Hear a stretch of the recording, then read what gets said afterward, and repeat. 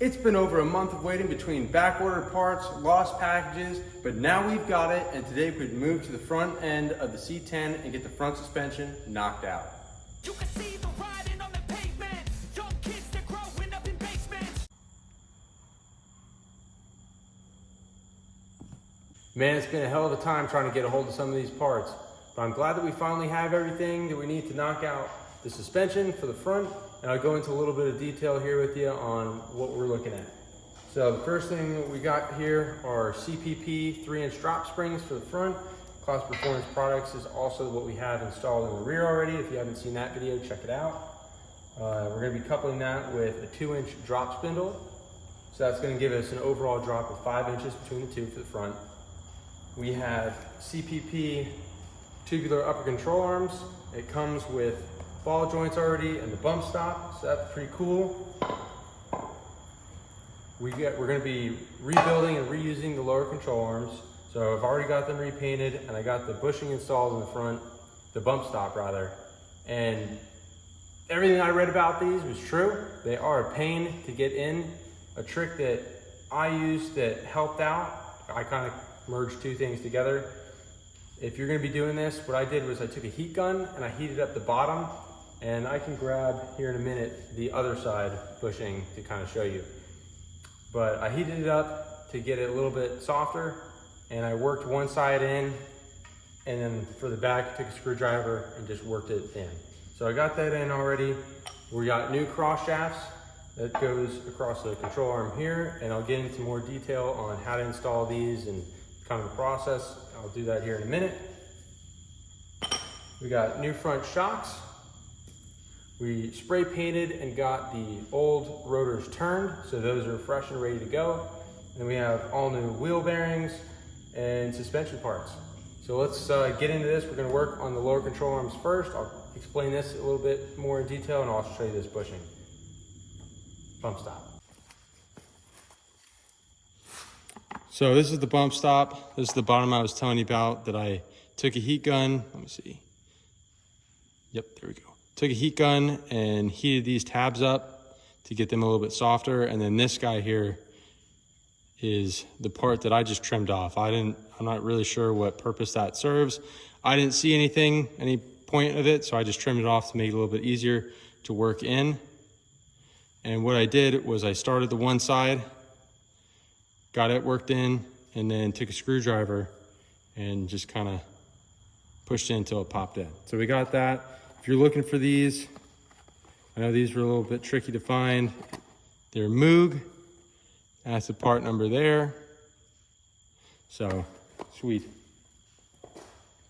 As far as these control arm shafts for the lowers, you want to make sure whenever you put these in that you have this alignment hole opposite to where the shock mount is. So it's going to be forward facing on the truck.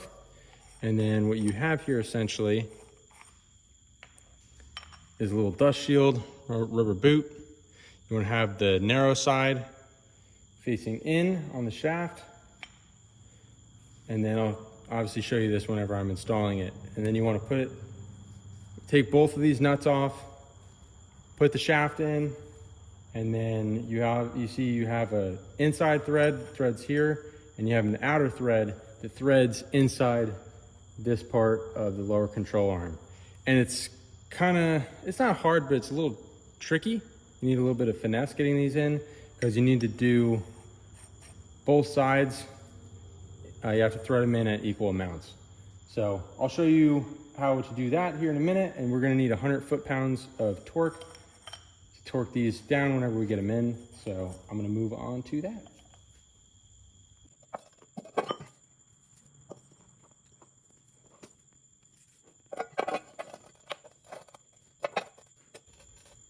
So if you saw what I did there, a trick that makes it easier to go in is flipping at least the one side kind of inside out.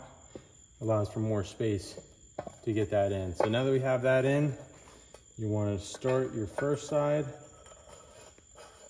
and just get it started. And then come over to the other side, get this one in, and just take up all the slack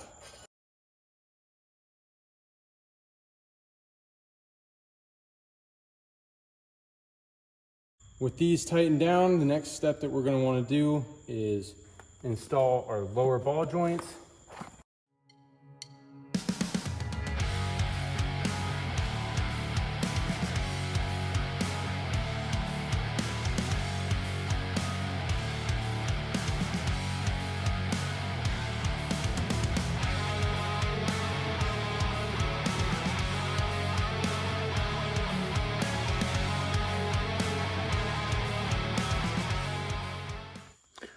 We got the lower control arms bolted in and torqued to 45 foot-pounds for each side.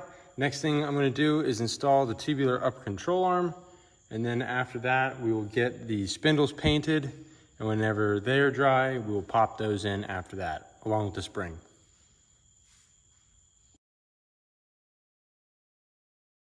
Well, in typical fashion, I ran into my first problem that's going to shut me down for the night. So if you see here, I'm hitting this spring bucket before I bottom out this crossbar for the upper control arm here. So I'm going to need to find spacers that I could put in here to fill in that gap. So that's splendid. So for tonight, I'm going to get this painted so that way it's ready when I get those spacers. And that's probably just about gonna shut us down. So that's sucks. One thing I do want to mention that I haven't mentioned so far, make sure you put in your grease fittings.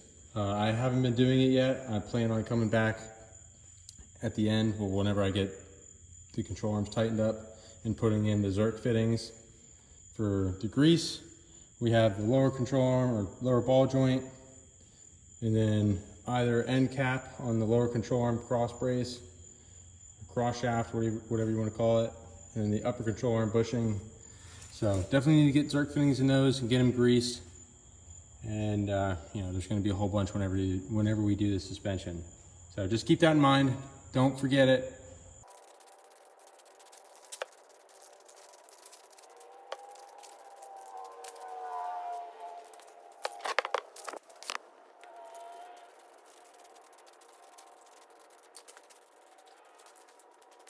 So I'm back in the shop. I did some research and came up with some solutions to my gap that I was having with my upper control arm fitment issues. And what I came up with was, on the truck, they come stock with these washers, spacers, whatever you want to call them. And I guess it's a pretty common issue reading through forums of people losing these or tossing them or whatever. And it's hard to find, but I guess one thing you could look up if you are working on one of these trucks and you need these are spherical washers. You can find them under that name. So these go on, and the concave side fits up against the base of the stud because you have a convex base here. So these fit up there, and then it still wasn't enough of a space there.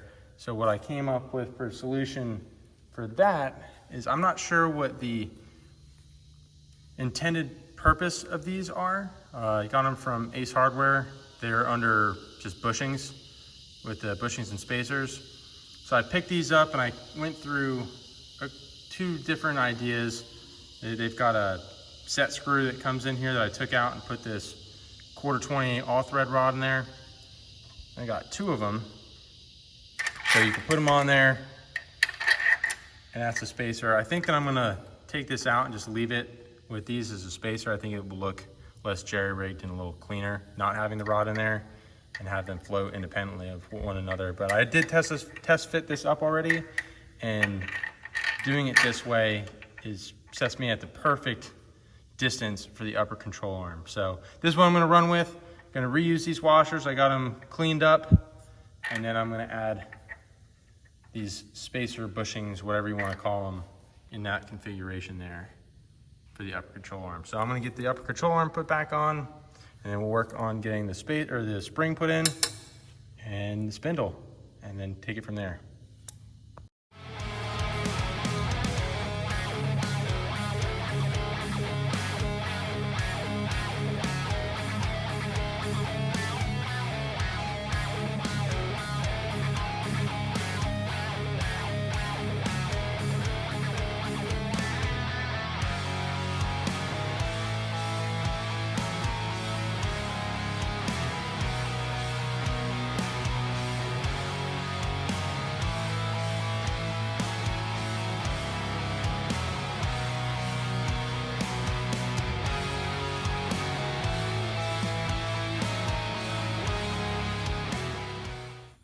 So with the shock and everything installed, the next thing that we're going to be putting on are front shock braces. And the purpose of these are to support and reinforce this stud that the shock sits on, just because of the single mounting point and the angle that it has and the leverage. You are susceptible for this to rounding out the hole in the frame, which obviously is not ideal. So what this does is it adds another point of protection and support. So we'll get the nut on here. I'll mark out the 2 holes that we need to drill for the frame, and then we'll be installing the hardware for that. And then this shock will be installed.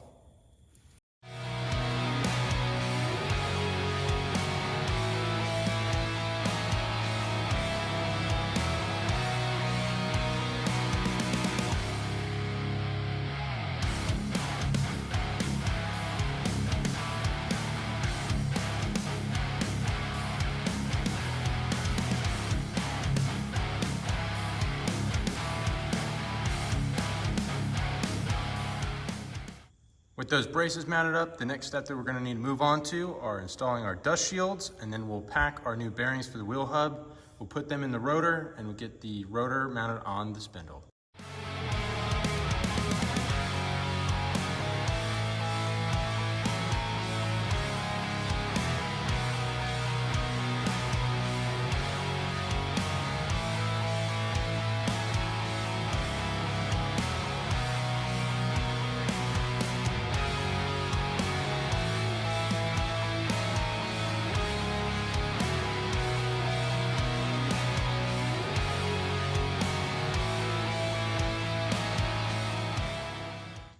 So the next issue to contend with is the spindle nut.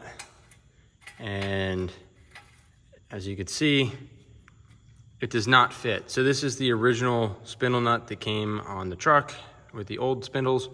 The new spindles that we got from Classic Performance Products did not come with new spindle nuts for whatever reason, I'm not sure. And they are a different thread pattern or thread pitch. So it's one that go on this far and then it wants to cross thread. So that's obviously not going to work. So I'm going to need to call CPP tomorrow in the morning and try to find out what the size and thread pitch is on that axle nut or spindle nut.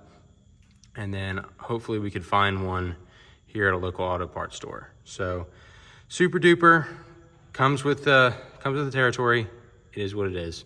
So I picked up a new spindle nut, and this one fits on here correctly. So I'm not sure what the issue was with this old spindle nut, because supposedly it's the same size and thread pitch that the factory uses. It's 3/4 20, which is what this should have had on the factory spindles from the factory. But I called CPP and they verified that, and I went and I picked up this kit. If you're running the same issue, this is going to be the part number, and that comes in with the washer, the nut, as well as the pin for it.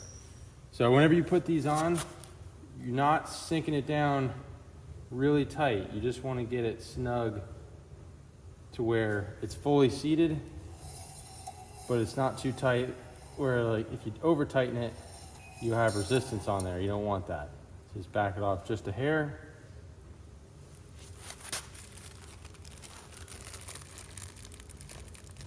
And then the cotter pin will keep that from spinning off or loosening at all.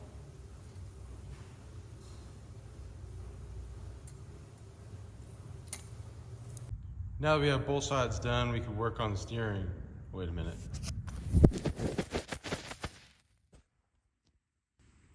That's better. So now that we have both sides on, we can work on the steering. We'll get the steering gearbox put on, and then we'll do all of the linkages, inner and outer tie rods, and all that jazz. I put a paint marker line right roughly center where this old pitman arm is.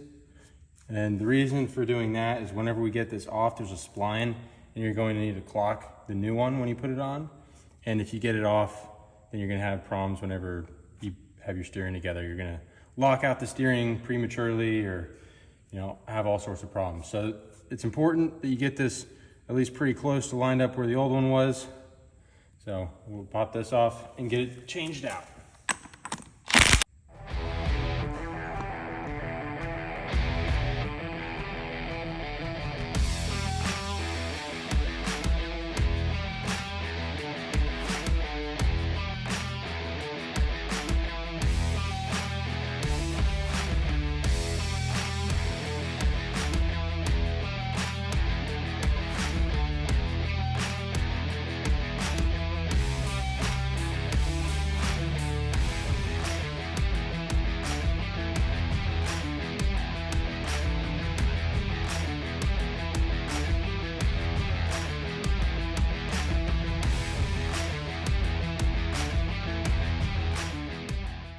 Wendy's been asking me, where's the beef? Well, I found it in this sway bar. My goodness, she's a beefer. In all honesty, I have no idea what I'm doing here with this. So I'm just winging it. I don't usually read instructions, but these have pictures. So I'm just gonna look at those and not read any of the words. Okay, I think I'm onto something. So, I got the sway bar end links in. If you're gonna be using stock lower control arms, there's two holes. You wanna use the one closest to the wheel, and then the sway bar, you're gonna wanna run it this way, where it comes up and flattens out, and that gives you clearance. And then you wanna mount these little tall brackets if you're gonna be lowering the truck as much as I did. You want to use these large brackets because the kit comes with two. It comes with a shorter bracket as well, which it says that these ones for the instructions, yeah, I did read it, I'll admit. It says that the shorter ones are for trucks that are lowered more, but I don't see how that's the case considering I'm barely gonna even be able to fit this in with the tall one. So same thing on the other side. And then what we're gonna need to do here, there's a factory hole on either side in the front. And then we need to remove more rivets. You know how much we love removing rivets.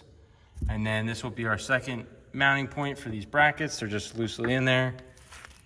And then you could see whenever we raise that up, that will land there as well as there. And that's pretty much what I'm seeing the plan is.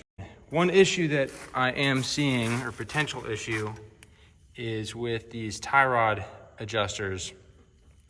If you see whenever I bring this to the full mounting point, we don't have a lot of clearance there at all. So, with that being said, I'm probably going to order some different tie rod end adjusters tonight. They make a style that just has a nut that's molded into this so that you don't have these clamp style here that you spin and adjust. It'll probably honestly look a little bit nicer and absolutely be easier to use, but it is what it is. But for now we can work on getting those rivets out and getting the rest of the sway bar mounted up, and then we'll come back and knock out those tie rod things whenever they come in. We got those rivets out. Now these holes line up good, so we're gonna get the rest of the hardware for it. So I have the sway bar all tightened up, and with it tight, I actually think that I might have enough clearance there where this isn't gonna be as much of an issue, especially if I turn it just a little bit. That should be fine. It's probably better like that. Anyways, everything's all tight, bolted on. So we're pretty much wrapped up with this.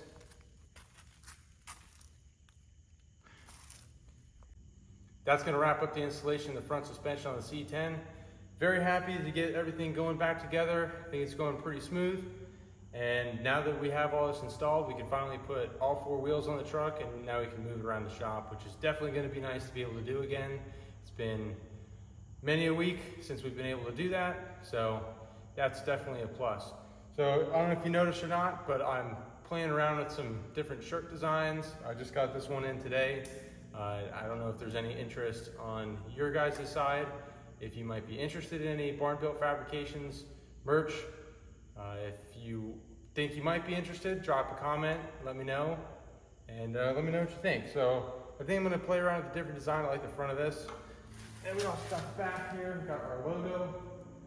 So I also have a hat on order, should be here soon. We'll take a look at that when it gets here. But anyways, thank you guys all for watching. Thank you for all the support. If you liked the video, give it a like. And if you're not already, subscribe to the channel. You guys get out there, get working on your projects. Piss off the neighbor, disappoint your mom. And until next time, keep on keeping on.